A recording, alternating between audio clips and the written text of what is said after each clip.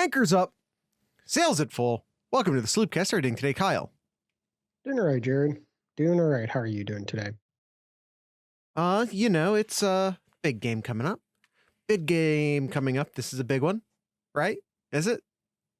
Yeah, I guess you can say so, right? Our not rivals. Yeah. Not our rivals. Hashtag not our rivals for sure. But like, who is Penn State, and should we be concerned? It's almost like it's the thesis of this episode. I'm a professional. Know your enemy. Giving a thesis statement right off the top, asking a question, drawing in the audience, answering my own question, and then Austin magically shows up out of nowhere. All right, Kyle. What time is it? What time is it, Kyle? Can we get the abstract? No. It is time, Jared, to know our enemy, Penn State. Penn State 6-1 coming into this game with their loss coming. Was it their last game? No, because they played Minnesota. They played Minnesota last week. Their lone loss coming a couple weekends ago to Michigan, where they got slaughtered. Yeah, and then they turned around. They slaughtered Minnesota. And if you listen to our Tuesday episode where we talked about this game briefly, you would know that this was a hobbled Minnesota. This was Minnesota without Tanner Morgan. Kyle, don't silence the phone. I don't know what that means.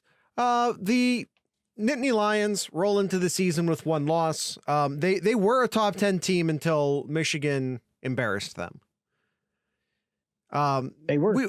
But still a solid team. I'll give some credit up front here, and then we'll dissect Penn State here. But overall, we're an okay team. It's an okay team. They're 49th in the country on offense. Defense, not the same type of defense we're used to seeing Penn State. They've definitely been struggling. The game against Michigan really hurt them in the statistics for defense. Currently, they are 63rd in the nation on total defense. And it really starts up front with that Penn State defense. They just been struggling to get pressure, to get in the backfield, to disrupt quarterback, to disrupt the running game. And that's one of their biggest weaknesses here. And will Ohio State expose that? We'll see. But that's one of the concerns with us, with a lot of Ohio State fans from last weekend was, can Ohio State run the ball now? We saw them struggling against a very good defense last weekend. Can they get the running game going this weekend? No, Buckeye Matt. It is not a rivalry week. Penn State is not our rival. We have one rival. Okay. Yeah. When it comes to Penn State, as Kyle said, there's been some issues with the run defense. Michigan definitely ripped them apart on the ground. It was a tough game. And if you're a Penn State fan, that is, or if you're an Ohio State fan that was sitting there, pulling for Penn State because fuck Michigan. Kyle, you don't have to hold in the laugh. Why are you over there holding in the laugh?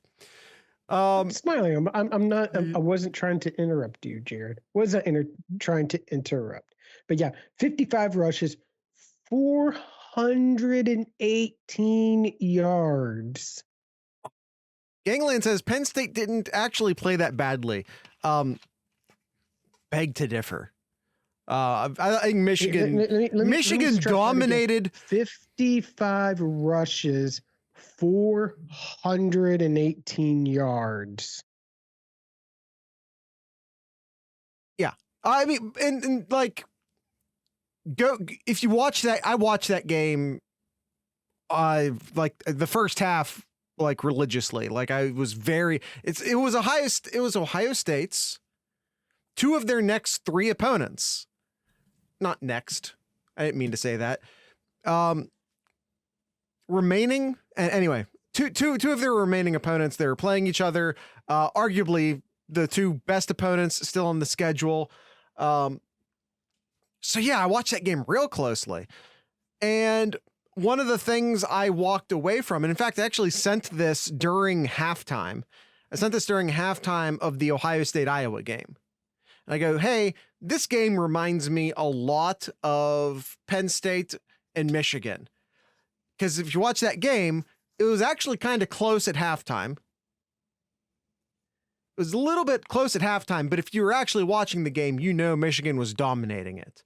They had to settle for some field goals. It was a lot of the same stuff we saw with Ohio State and Iowa, right? You beg to differ. Mm-hmm. Well, beg all you want. I watched the first half of that game thinking Michigan's a way better football team.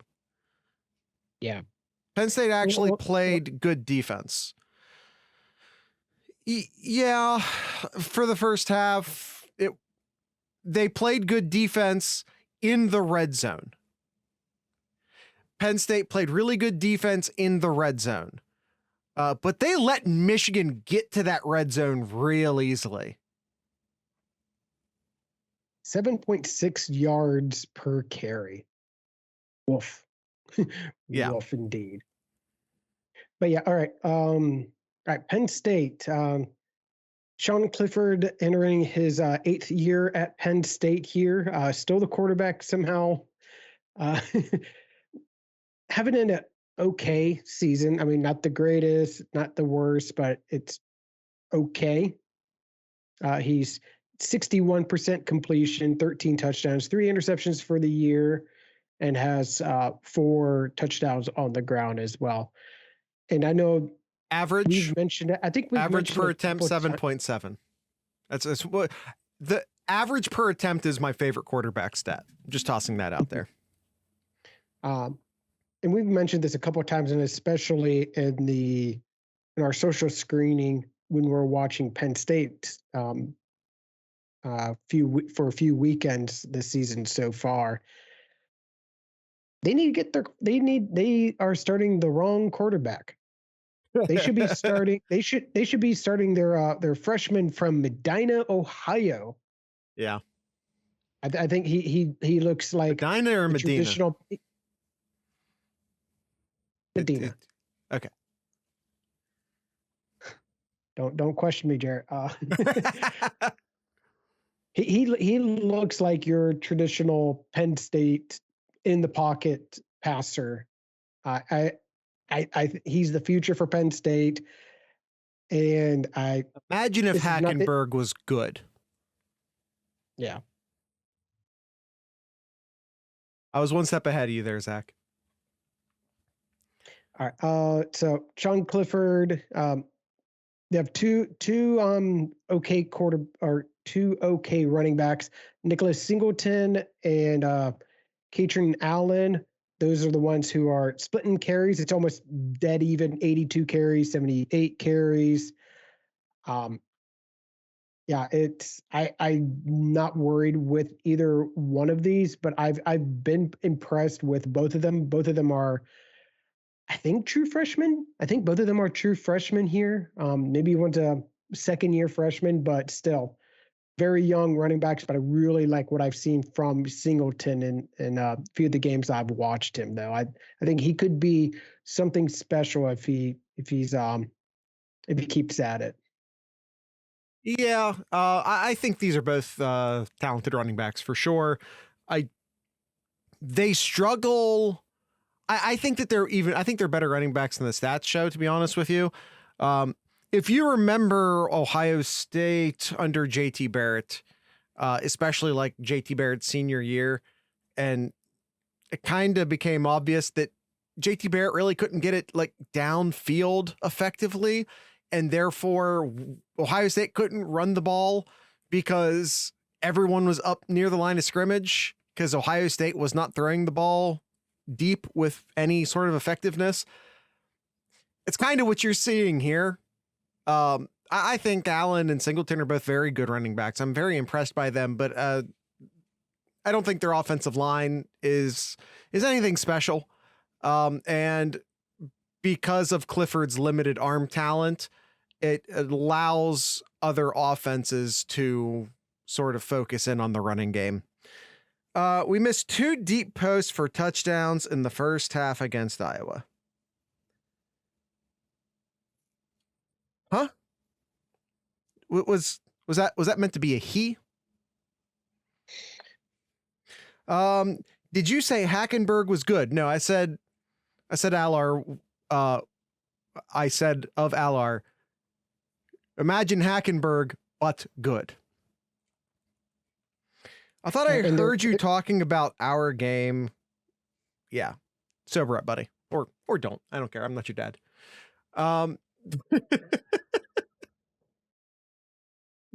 Their receivers though, Jared. Okay. I kind of like their running backs. I think their receivers they're okay. I wouldn't say anything special as well. They do have I think Parker Washington and Mitchell Tinsley are their 2 main receivers. 30 catches, 28 catches for each of them. Of course, it's Penn State, so they're going to have a tight end as well that they throw to. Brenton Strange is their main tight end who ties the team with 4 touchdowns for the season. Yeah. I don't have a lot to say about the wide receivers because most of the time when I'm watching Penn State, I'm too like, I really dislike, not as a person. I'm sure he's a fine person. But my God, is Penn State totally and utterly limited by Sean Clifford. Yep. They're just very limited with him at quarterback. I think Washington's a fine receiver, but I just honestly don't know about their receivers because, again, their passing game is just very limited. They are on offense, Jared, converting third downs 35% of the time. That's not good. That's not good, Jared. It is not good. In fact, overall, hold on. It is 91st in the country. 91st. Let's look at some of those. Let's look at some of these stats. Okay, let's look at some of these stats. Points per game, they are number 28 in the country with 33.5 points per game.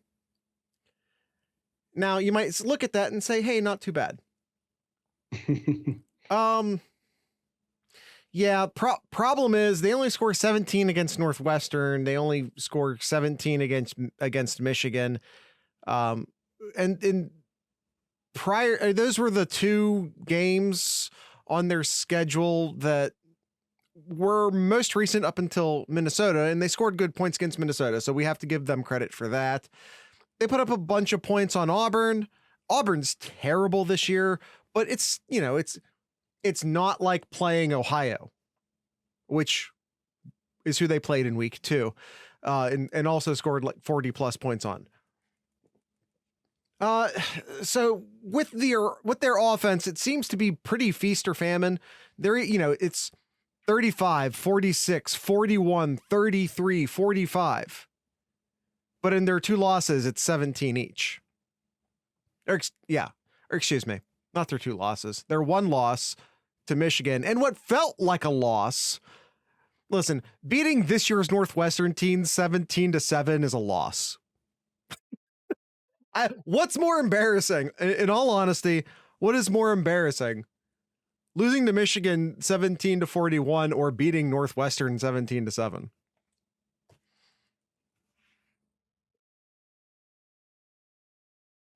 Letting Iowa score 17? Huh? Who are you? All right. Switching gears here. Let's talk about their defense here, Jared. I think overall their defense it's not up to par of what we're used to seeing. Penn State here, as I mentioned earlier, they struggle getting to the quarterback. They struggle with their getting in the backfield, getting pressures with sacks too. So you look at their numbers, and it's not up to par of what we're used to seeing in Penn State of previous years as well. Yeah. They do. Well, I'll say this: points per game. And again, we kind of talked about some of the teams they've played, but points per game, number 14 in the country, allowing just under 19 points. Yards per game, they're like 50th in the country, 373 yards a game. And these are defensive stats, by the way.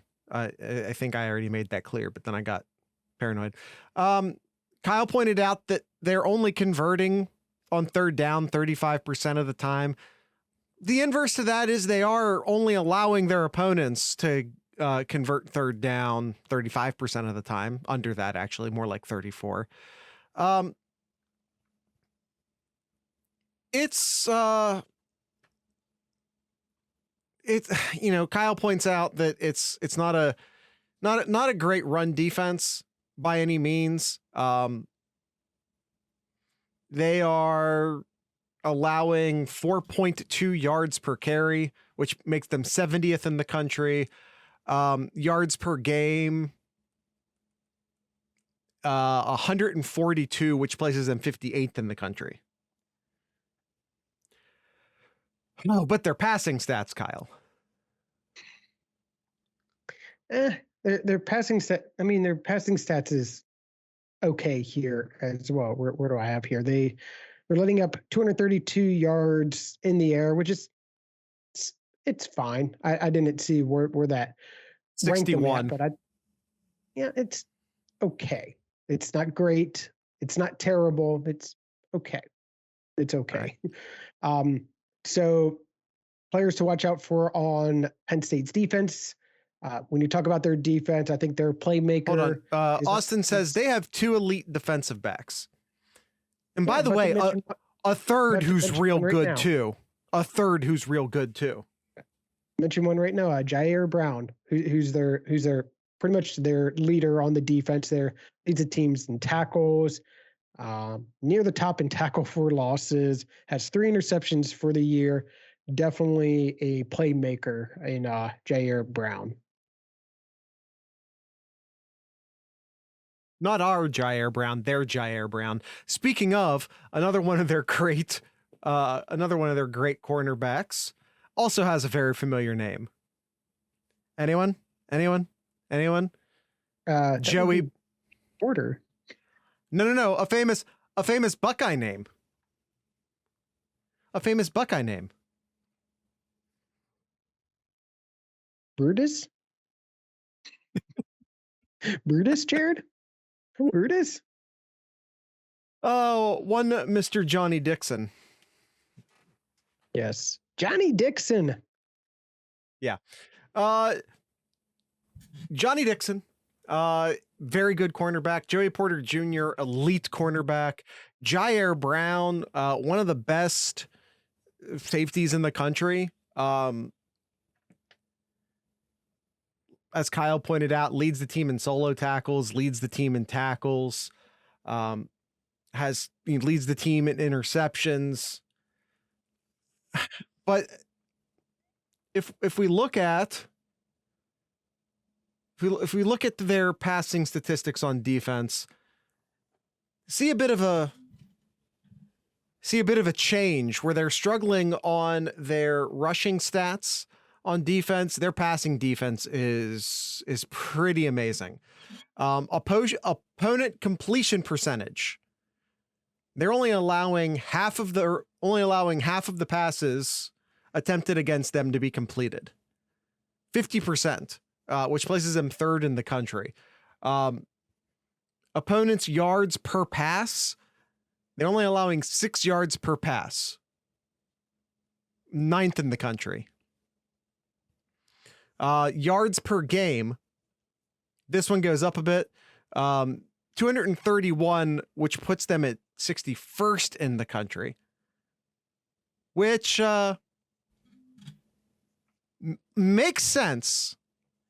Which makes sense when you consider that teams have apparently just thrown a lot against the Penn State defense, which might be, isn't Stroud 70% though? Yeah, he is.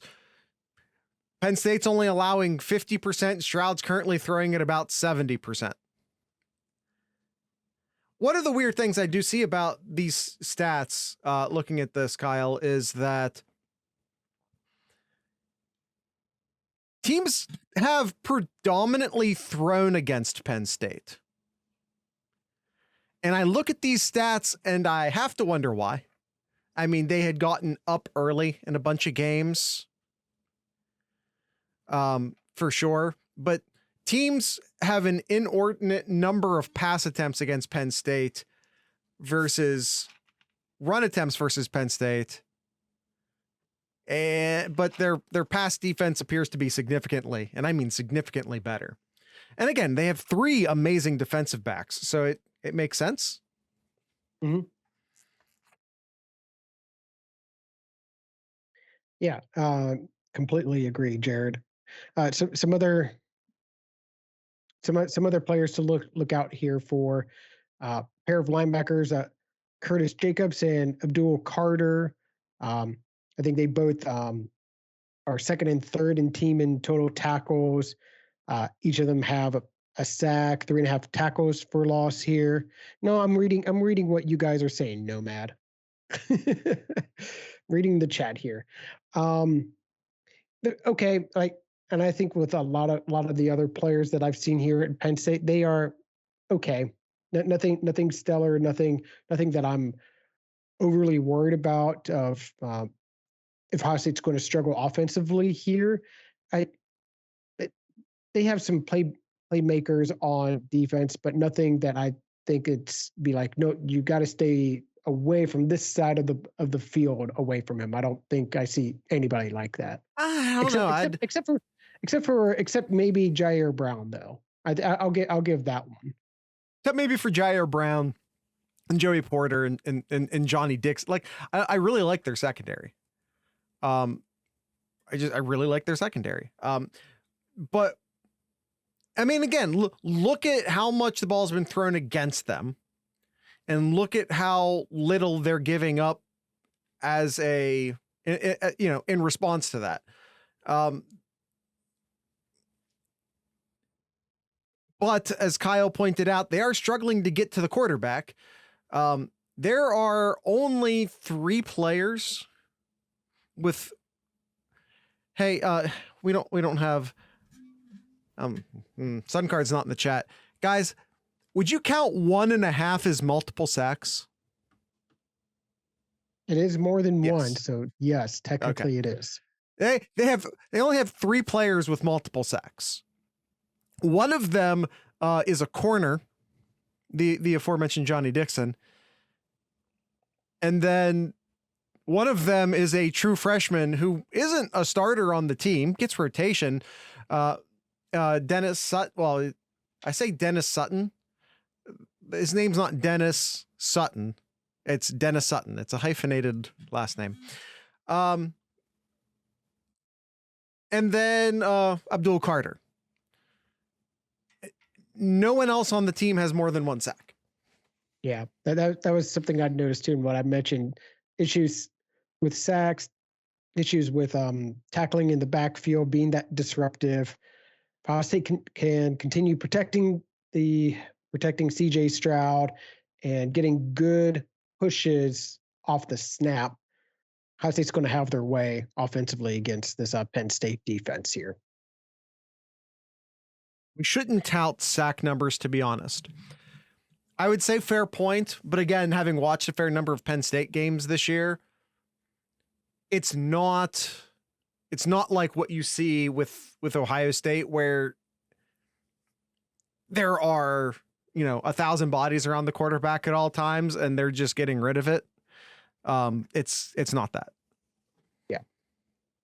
All right, let's get into some our picks here, Jared. You ready for it? Yeah, absolutely.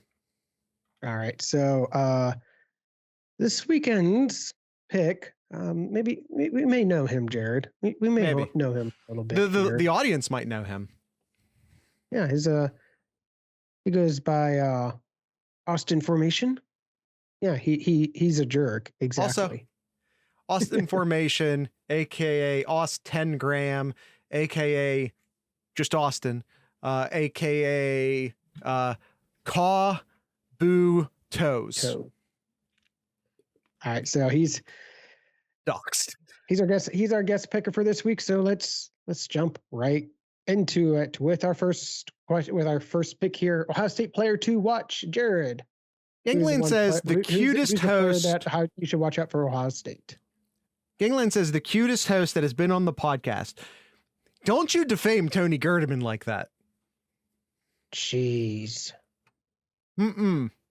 Yeah, that he set the bar real high for us. Ohio State player to watch. The most interesting battle in this game by far, if we're going strength on strength, is going to be Ohio State's wide receivers versus the defensive backs of Penn State. You have, I feel like we just kind of mentioned a legal term and then Buckeye Esquire showed up. Weird. So you're gonna have like Johnny Dixon and Joey Porter. I assume primarily on Marvin Harrison and Julian Fleming would be my assumptions. So to me, and again, if we're looking out of the slot, and we're maybe not totally counting one way or the other, if we're gonna see JSN return. So I'm gonna look at Emeka Egbuka coming out of the slot. Probably will get a lot of drag patterns and other sort of man-busting routes. One of the things you can say about this Penn State defense is they are very fond of going man-on-man. It's a man-to-man defense. Looking for Egbuka to come out of the slot. Yeah. Slot. So yeah, Emeka Egbuka, I think, will be like, if you looked at the Utah game and you saw the role that JSN played in that game, just sort of ripping things up underneath, again, running those drag patterns, running those man-busting routes. I think maybe that's the role we see Emeka Egbuka play in this game. I expect this to be a very Egbuka-heavy game. Yeah. So my player to watch here, I'm going out of left field here. I don't think any one of us has picked him here, but he's been playing really well recently. He's had back-to-back games of a turnover here.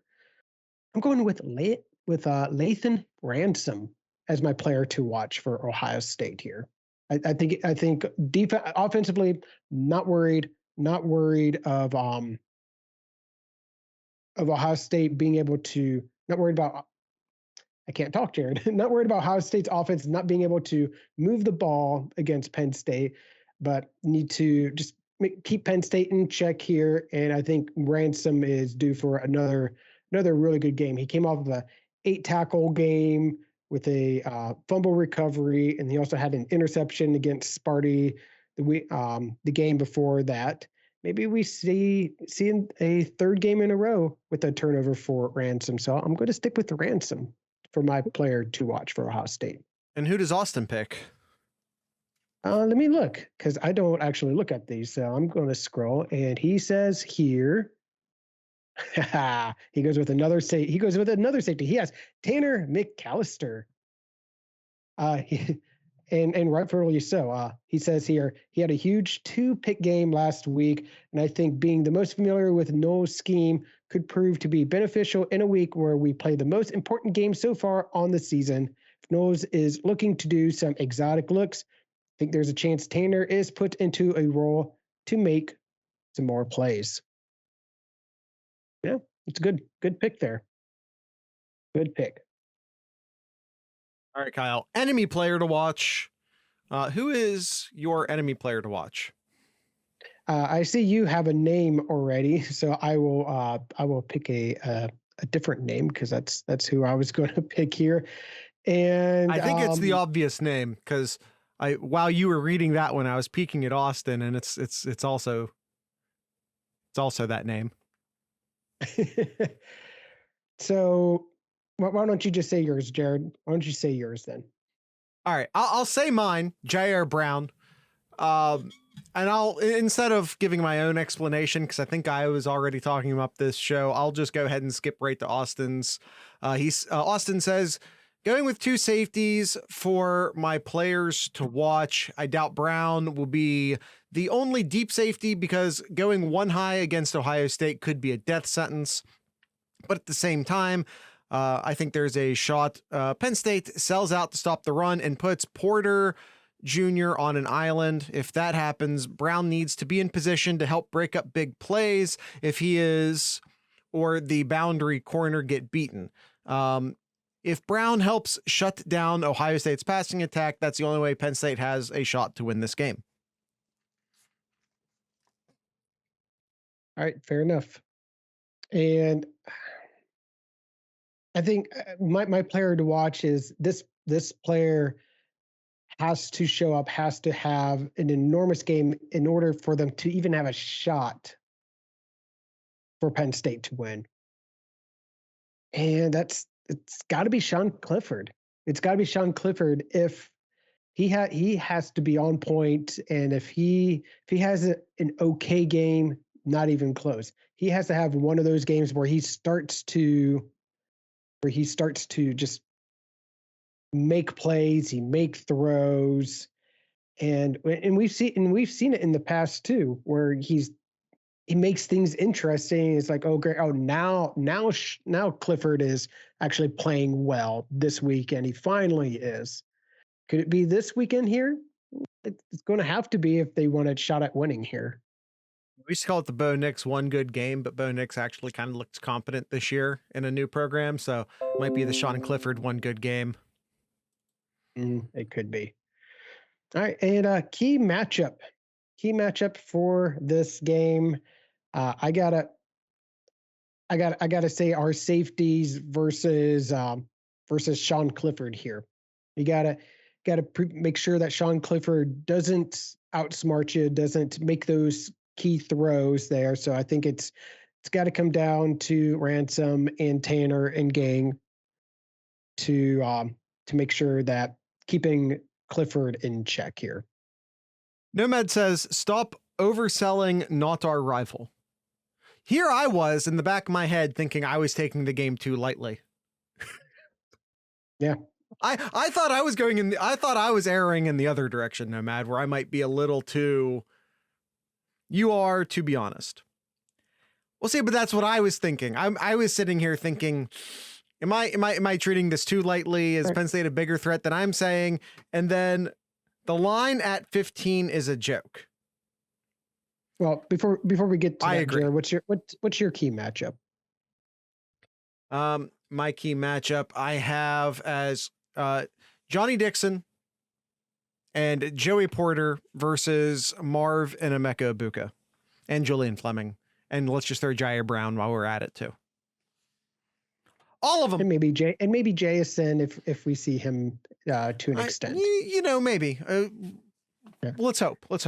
So here's a question that Penn State has covered against Ohio State in 6 of the last 8 games. I don't care. Well, here's a question too, because he makes plays on his feet here. Does Ohio State need to spy on Clifford? He does tend to get happy feet at times too. Yeah, I mean, sure. He does run a lot, but I'm not worried. I'm not worried about it this year because of how Knowles has set up his defense. I'm not worried about it. Yeah, maybe he'll get 3-4 yards here once in a while, but I don't think he's going to really break one unless there's just an absolute breakdown on that defense. I don't expect. I'm not worried about it this year. All right, let's see what Nomad has here. He says his key matchup is Marvin Harrison and Joey Porter. Porter might be one of the best corners in all of college football. If not, he's damn close. And Kyle, definitely. You said Nomad. I said Austin. Nomad. Sorry, Austin. Love you, Austin. where was that? Joey Porter. If not one of the best corners, he's damn close and definitely up there high on that list. On the opposite note, Marv might be the best receiver in the country. He could be on his way to the Bolitnikoff. to thank you, Jared, award. Something no one would have guessed at the beginning of the season due to JSN. But with JSN out, Marv has been outstanding, and the winner of this matchup will have a huge effect on which team will come out victorious. Porter Jr. will likely be asked to cover Marv the whole game, and if Marv can clip him, I think he will a few times, our Buckeyes will be in good shape.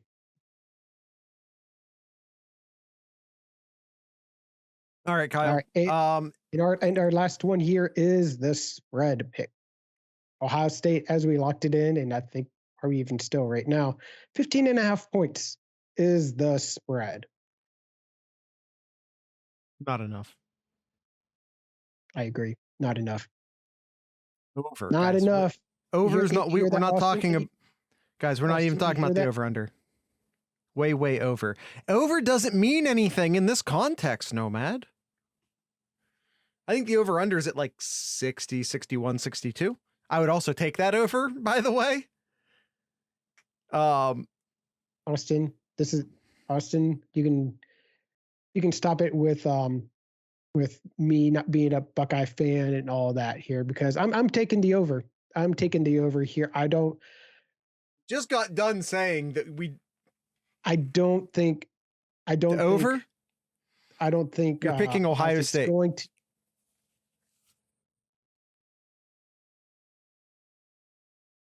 It's not the over. We're not talking about the over under. You're picking Ohio State to cover. Why does everyone in the server do this? Because we love you, Jared. You do it just to fuck with me? Yes. Well, yes. Are you new here, Jared? Are you new here? Fine. I got Ohio State to cover, Jared. I got Ohio State to cover, not just cover, but cover easily here.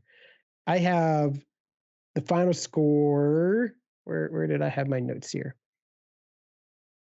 I have the final score, Ohio State 55, Penn State 20. I have Ohio State winning this game 52-17. Nice. 52-17. Kyle, nice. What does Austin think is going to go down? All right. Austin says here, not Nomad, but Austin says, I like Ohio State in this game. I really do. I think in the trenches, Ohio State is actually much better than a Penn State, which you couldn't say in some previous years. The talent level is a little bit more comparable in the secondary, and Penn State has some nice running backs and some decent receivers as well. I think this game will actually be a little bit more of a low-scoring side, with both defenses making plays to start with. Eventually, it will grow to a higher-scoring game near the end, remaining close throughout. 15.5 is a tough number, and I would definitely pick Ohio State if it were 13.5. Those extra 2 points make it risky. Backdoor cover, Ohio State for life. Give me the Buckeyes. Yeah, it's Ohio State winning 45-24. I feel like you spent a lot of time there, yes, nice. A lot of time there, basically saying that, this is going to be kind of close, and then you were just, still with a runaway at the end. All right. So with that all being said here, we're going to go into some more Austin here. Austin's over-unders for this game here. So we're going to start with his first one. CJ Stroud completion percentage at 65.49%. Give me the over. Give me the over. I think CJ's going to be able to complete the passes just with ease, like he's done all season here. Definitely a little concern about the interceptions he's been throwing recently, but not enough to scare me. So I'm going to take the over in this one. Yes, no, Matt. We are now doing over and unders. CJ throws at like 70% so far this year. And Penn State is allowing only like 50% to complete.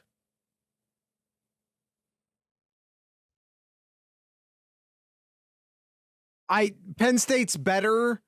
Penn State is a better defense than simply lowering CJ's average by 5 points.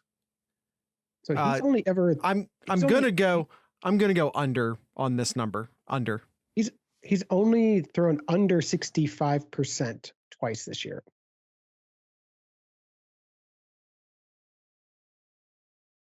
That's fine. I'm okay. Like he's not played a better group of. He's not played a better secondary this year. No, you guys call me a Ohio State hater. Well, you can now call Jared a CJ Stroud hater here. No, I'm just being factual. I'm just being factual. All right, Marvin Harrison. This is. I want to say this again. This is the best secondary that Ohio State have or will face this year. They have 3 elite NFL talents in this secondary. All right. Next one here is Marvin Harrison receptions at 5.5. Taking the over this one. Sorry, taking by Marvin Harrison. I'm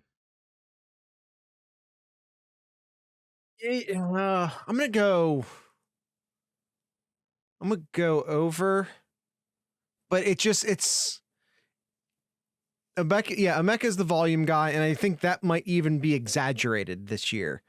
Yeah, his past 2 games here, 7 against Iowa and 7 against Sparty.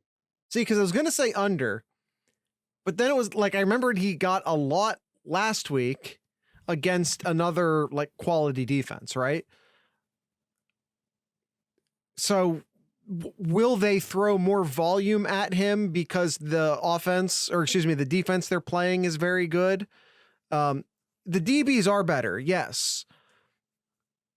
But the DBs were also not as good as Iowa's DBs aren't as good as Penn State's, but still some of the better defensive backs they've played so far this year. So Stover 5 receptions. Yeah, I'm just wondering. It's always hard to tell. You know, I'm going to change my mind. I'm going to go under. I'm going to go under. So he's also a Marvin Harrison Jr. hater. No, I'm an Emeka fan. I think most of the volume's going to Emeka this game on the underneath stuff. All right. Penn State defensive sacks at 1.5. Question for you, Jared. Question for you about this one here. How many sacks has CJ Stroud had? What's the most times what's the most CJ Stroud has been sacked in a game this season? Mm-hmm.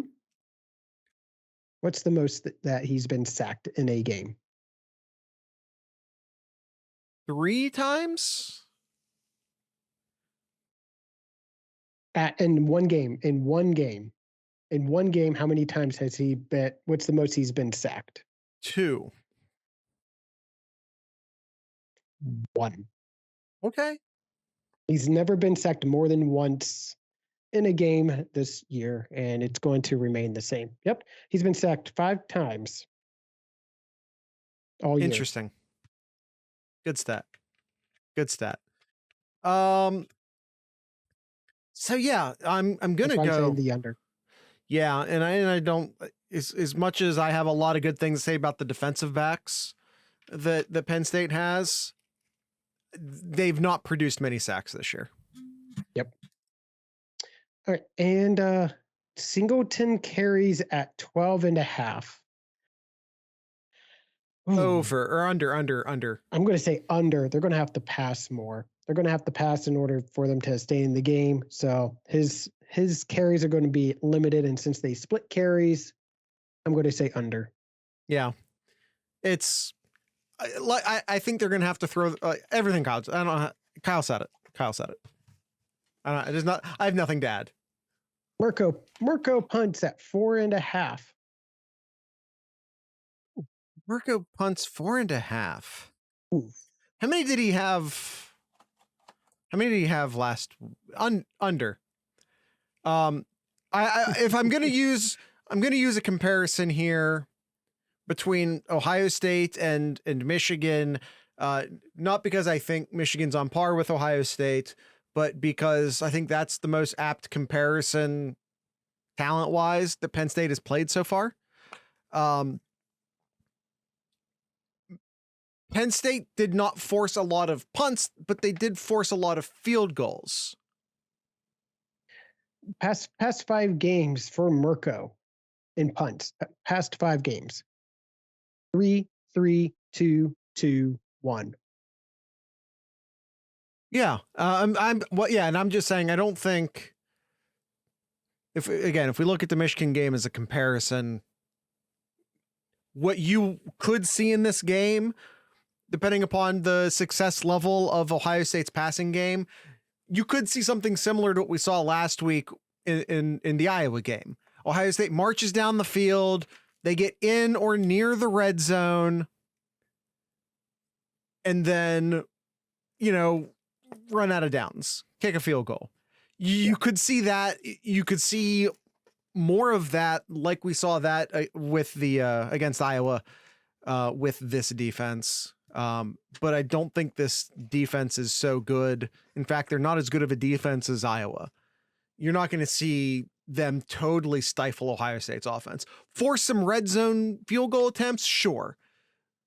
Force a bunch of punts, no. If Iowa couldn't do that, then Penn State's not going to. Yep. All right. Stover, Cade Stover yards, total yards at 44.5. He hasn't had many yards at since the turn of the calendar here of the month.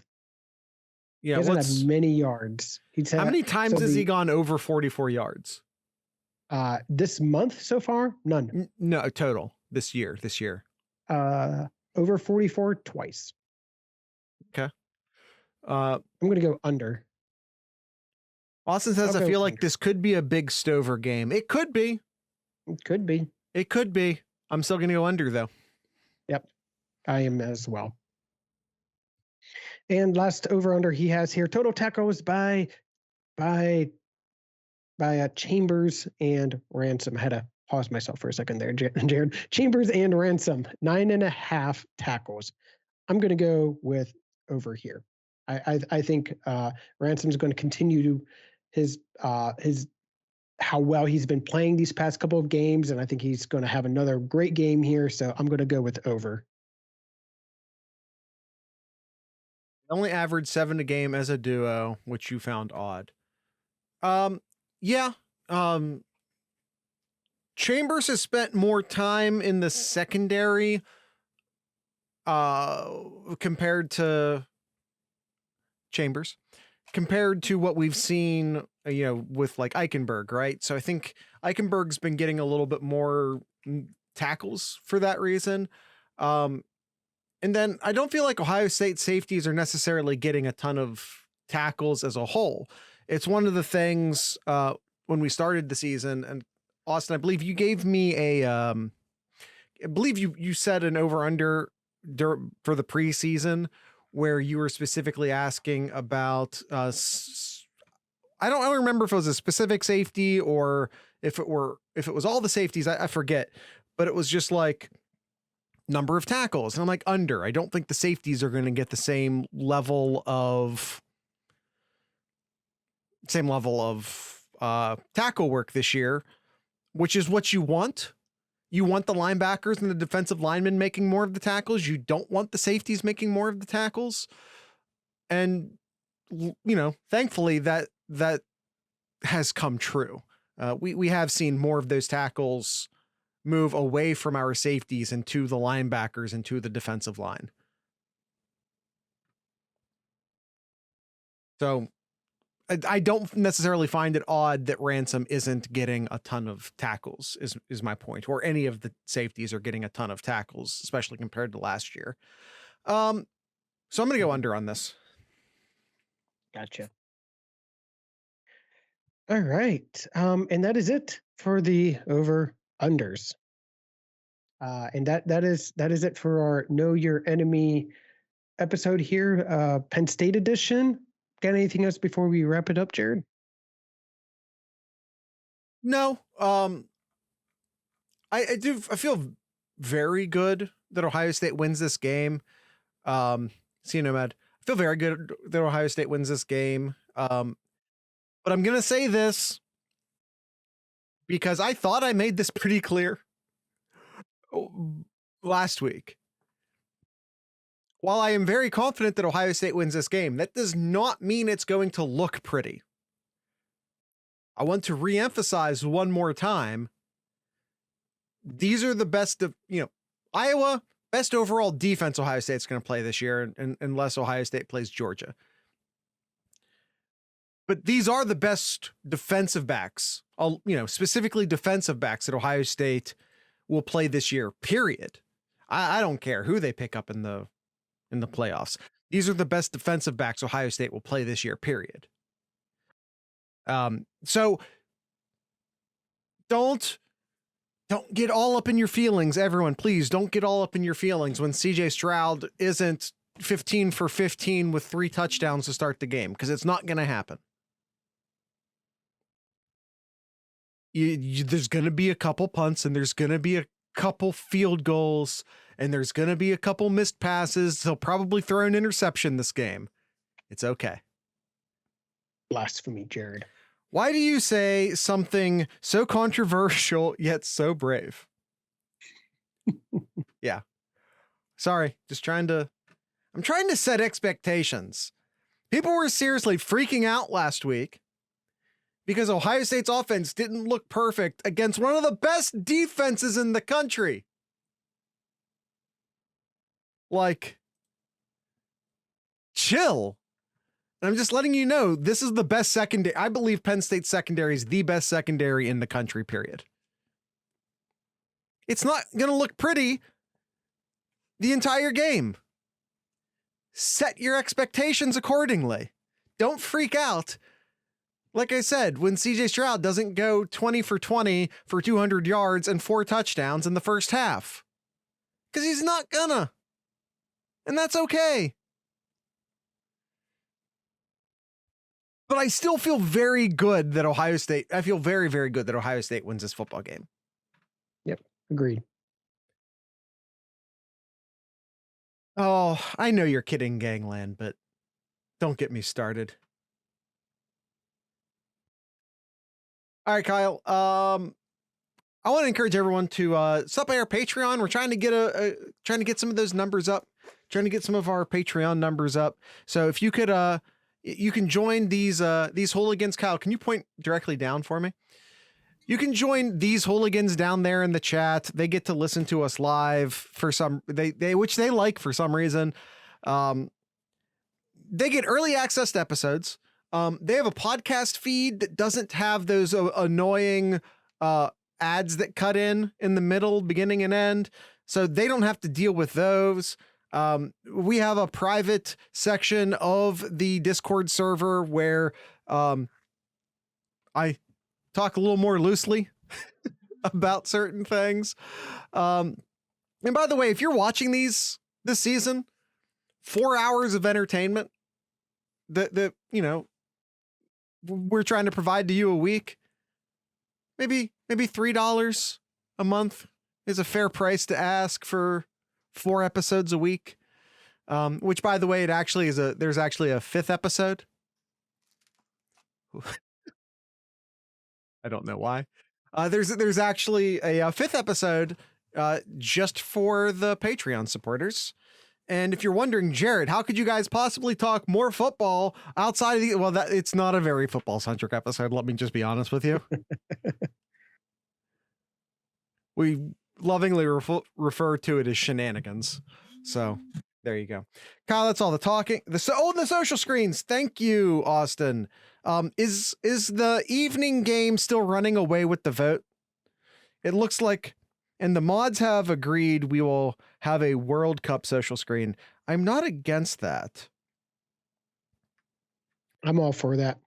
But I think Jared, we'll be doing. It is running away here. Our evening one, so be watching the Kentucky Tennessee and the little brother big brother matchup Saturday night.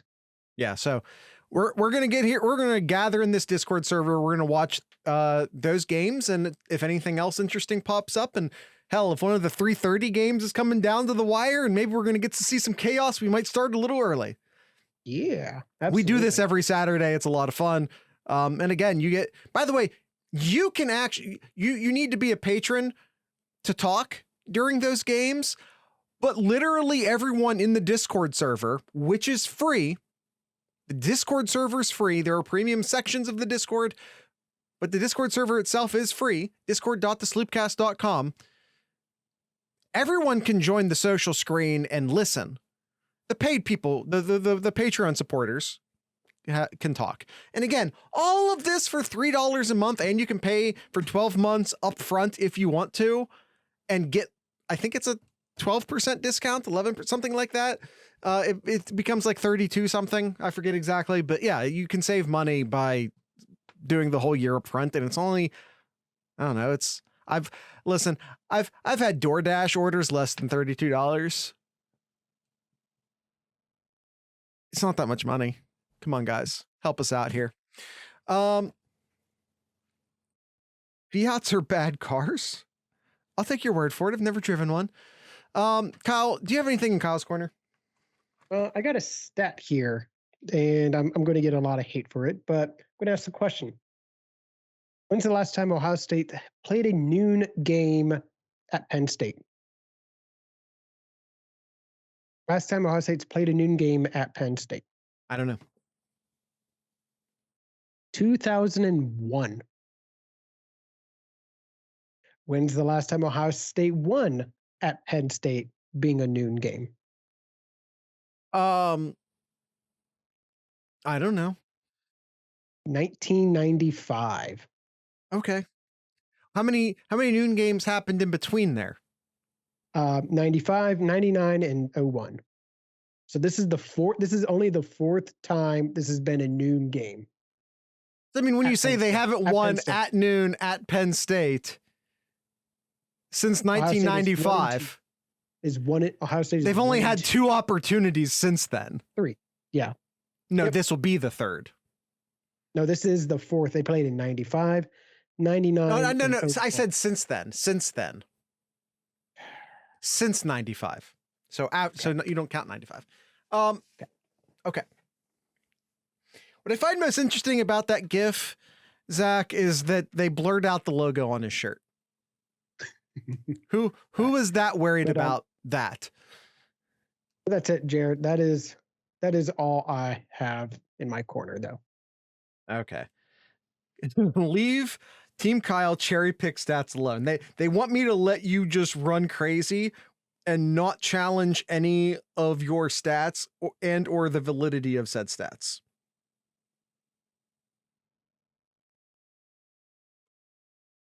Kyle's got no response to that. Nothing. Nope. We're just going to end the episode. All right. Tonight's ending music will be brought to you by the New Bomb Turks. New Bomb Turks, punk band from the Columbus area. They were a campus band. They were an Ohio State band back in the 90s. And that's it. I think that's everything for this show. Make sure to tune in on Friday for the Sloop Picks episode.